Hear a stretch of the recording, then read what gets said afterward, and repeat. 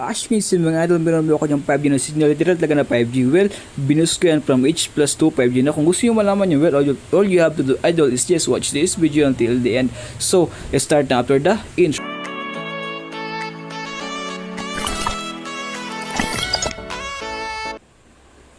Okay, so what is up social media warriors? It's me again, Ublog at your service. Now, for today's video mga idol, I'm gonna help yung mga idolo kung paano nga ba gawing or i-upgrade yang or i-boost yang H plus signal nyo to 5G. Well, idol, napakadali and napakasimple lang gawin nun. Kailangan mo lang dito is just wag kang mag-miss every single second sa video to dahil napaka-importante nun. Kung gusto mo talaga malaman kung paano i-boost ng H plus mo to 5G literal. Now, as you can see, zoom ko idolo, makikita mo H plus po ang aking signal, diba? H plus and then minsan nag-H lang siya, so mabagal po yan. Ibig sabihin, hindi po maganda ang signal. Kung sabihin mabagal po ang aking signal, oo, full bar siya pero hindi po siya 5G or hindi po siya 4G plus. Now dito idolo, pero bago yon, if bago ka pa lang sa aking channel idol, please mag-subscribe ka na. And now, unang-una sa lahat idol, meron po tayong isang app na i-download, which is this one right here. So ito po ang name niya is 5G 4G LTE Force. So dito idol, okay, punta ka lang Play Store and then download mo lang po ito. So ito, yan, and then kapag na-download mo yan, just open it. Pero bago yun idol, papakita ko muna sa inyo yung app na yan, no, para malinawan talaga kayo kung ano yung app na yan. Now, open ko po ang Play Store. Okay, so ito po, nakasave na agad. Na itong app no idol is about, ito po ang sabi sa about this app. This functionality shall be available on phones only if it supports 5G or 4G. Of course, lahat naman ng phone natin is supports po yan ng or nagsusupport po yan ng 4G. Yung 5G po is bilang pa lang, pero at least 4G nagsusupport po yan lahat. Na dito mga dalas, you can see, meron po siyang 4.0 rating, so almost 5, so almost perfect. So ibig sabihin nakakatulong talaga. Na and then meron siyang 100k downloads.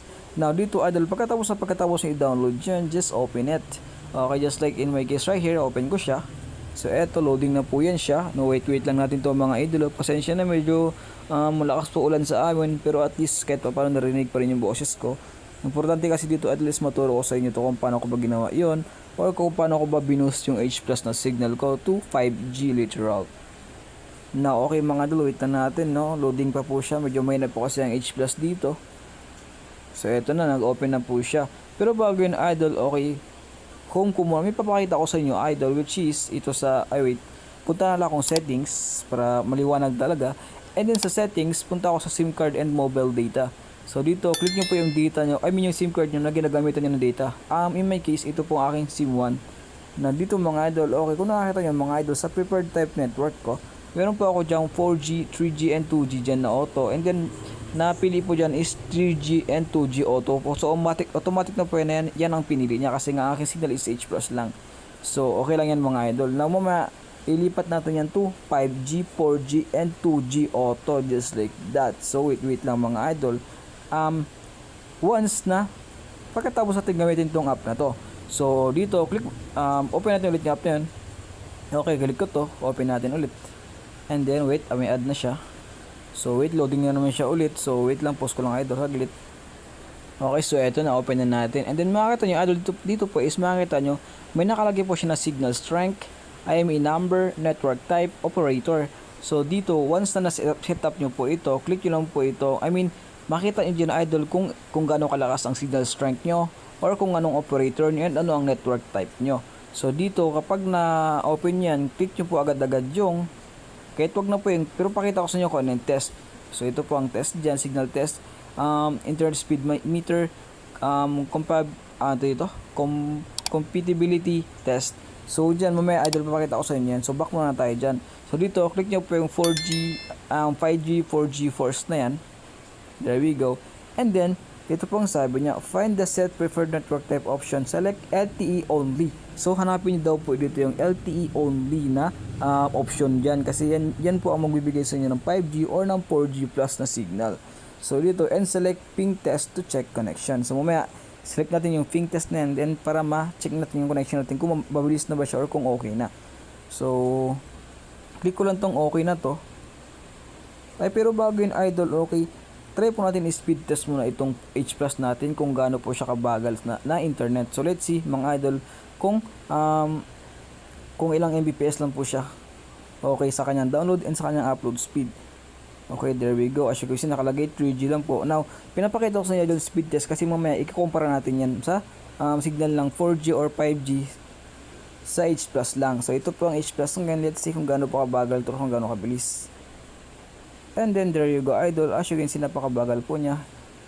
Uma-average lang po siya almost ng 1 Mbps sa kanyang download speed. So ibig sabihin, napakabagal po talaga nito idol. Okay, there we have it. Mukhang di pumabot ang 2 Mbps. So hanggang dyan na sa 127 Mbps download speed. And then sa upload speed naman, let's see mga idol. Okay. So wala po, di po maandar. Okay, pag ganyan idol, okay lang po yan. So home na natin yan, no. Now back tayo sa app. So dito mga idol, okay. Dito mga idol, so dito po sa sa gantong screen, sa gantong lumabas na to, click nyo lang po yung okay. So ito pang lalabas dyan, once na click nyo yung okay. Now dito mga idol, napakasimple nang gagawin natin. Hanapin nyo po yung set preferred network type na to. And then dito, sabi niya idol kanina is, hanapin daw po yung LTE only. So hanapin natin ang LTE only. So where is it? So dito mga idol, as you can see, napakadaming options dyan. Okay, so ito po mga options niya hanggang sa baba, napakadami po niyan. So kung makita nyo idol, meron po akong LTE only dyan. So ang LTE only po, click natin yan, no. Yan nga magbabago ang signal natin. So nagbago po ang signal natin, naging 4G plus na po yan. And then eto idol, eto ang mas maganda. If meron kayong LTE only, diba? And then kapag meron kayong LTE, kapag meron kayong NR, LTE, yan ang magbibigay sa inyo ng 5G signal. As you can see idol, sa LTE only, may 4G plus po tayo na signal, diba? Now kapag kinlik ko itong NR LTE na to, let's see if magiging 5G yan. Okay, just wait lang mga idol, oh. Okay, so ganoon pa rin siya, 4G plus pa rin talaga siya kasi nga may na po ang connection kasi umuulan ngayon. Pero ito pong NRLT na to ang magbibigay sa inyo ng 5G signal. No? Let's see, try po natin yung pinakadulo na to. So yun is 4G plus pa rin siya. At least, as you can see, yan ang signal na is 5G na po yan siya. Pero in my case, may na po ang signal kaya naging 4G plus lang po siya. Now, pero may pakikita ko sa idol, okay, which is this one right here. So yung sabi ko kanina, babalik tayo doon. Ito po ang papakita ko sa inyo. Na-actually sa mga idol, sa preferred type network po niya is may 5G na po dyan. Now, hindi po tayo nagpa-5G kasi nga may na connection, maulan po sa amin. Pero sa totoo lang idol, 5G na po dapat yan. So, as you can see sa preferred type network, may 5G, 4G, 3G, 2G auto na po ko dyan. So, may 5G na po ako. So, yun lang, yun po ang ibig sabihin ko kanina. Click lang po natin tong LTE only na to. Kasi ang sabi niya, yan po kanina ang sabi niya is, mag-focus na to sa LTE only. Now, try po natin speed test itong mga idol, no? Try po natin speed test. If malakas na po ang LTE only na yan, let's see mga idol, no? So, eto connecting na siya mga idol, oh. Okay, let's see. And then, boom, wow, napakalaki na pinagbago, idol. Napakalakas na po niya, napakataas na po ng kanyang download speed. And napakabilis na po. As you can see, ang kanyang ping is 34 ms na lang, kaya dito is 7 ms. Wow, tumaas na po siya from di po umabot kaya ng 1 Bps or 1.27 Mbps lang to 31.7 Mbps. Wow, napakalaki na pinagbago and napakabilis na ng ating signal. Just like that mga idolo.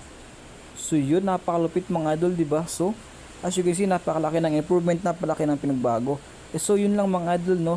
And then so yun idol, naging 5G na po siya. So ito po sinasabi ko ngayon na kasi may signal. So ngayon okay na po ang signal. So as you can see mga idol, meron akong 5G dito na data or literal talaga na 5G. So just like that mga idolo. So ito na po ang 5G, zoom ko po, there we go. Kitang-kita na po mga idol na 5G na po ang aking signal. So that's it idol. So hanggang doon lamang, no? Till next time idol, peace out and keep safe everyone.